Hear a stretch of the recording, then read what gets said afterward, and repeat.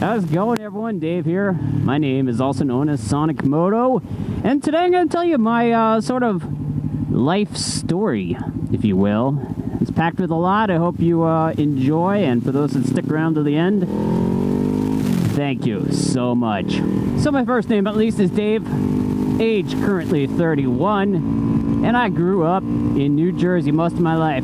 I went through the usual schooling, got an associate's degree in television production in college, and television production and video production was one of those things that really intrigued me, and I stuck with it for years.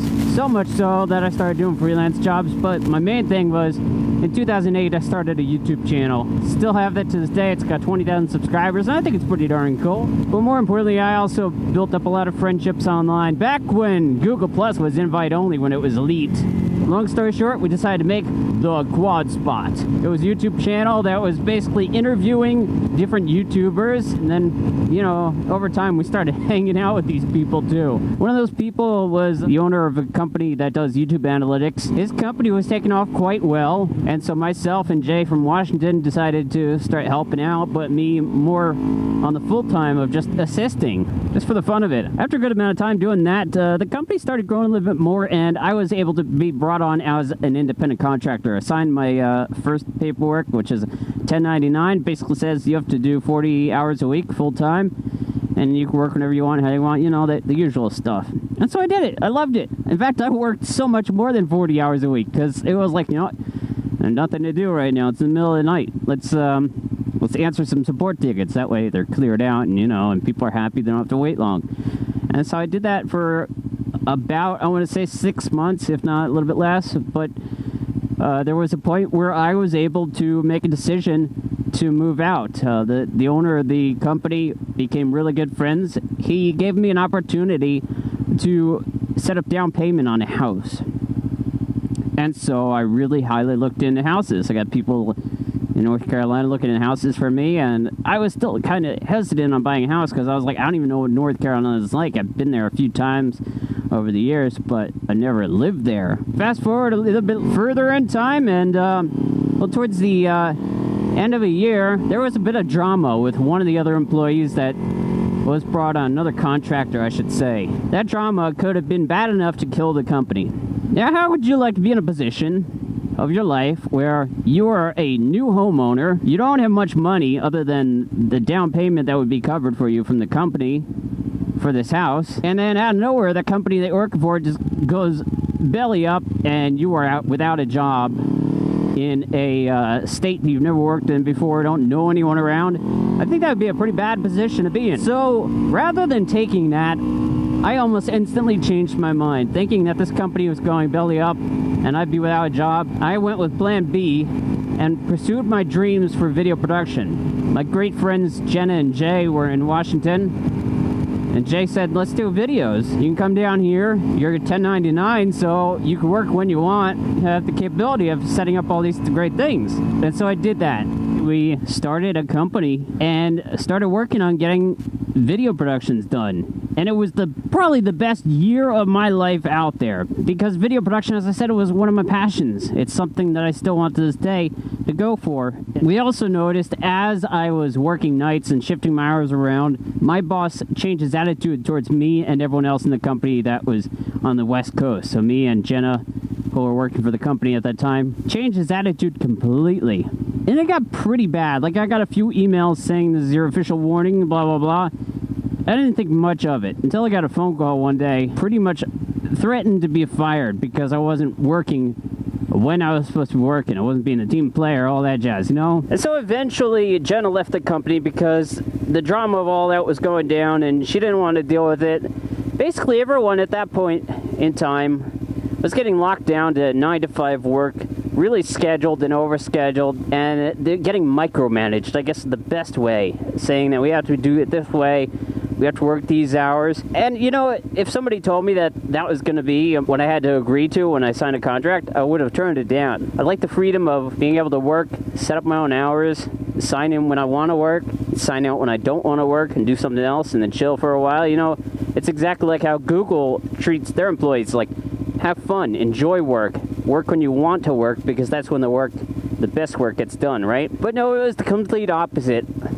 I eventually started getting yelled at more and more. I got locked down 9 to 5. And so in order to sort of correct this, my plan was to give a long shot of go back to the East Coast. Again, I was promised moving cost. I was promised being signed over as a W-2, all these things, which further led to my sort of thought of, should I go to the East Coast again? Being promised that if I moved to Raleigh, North Carolina, that I would be a W-2, that I'd be given the benefits that I desperately need, because, you know, without the benefits, I'm paying $600 a month as an independent contractor. And with the amount of money I'm getting per month, it really doesn't boil down to a lot at all. And I'm just getting by with paycheck to paycheck living right now, and it really does suck, let me tell you that. So I ended up moving to Raleigh, North Carolina, and soon after I found that I wasn't getting reimbursed for my moving costs, which again was really costly. And I paid at least $3,000 to have myself moved, and then plane tickets and all that.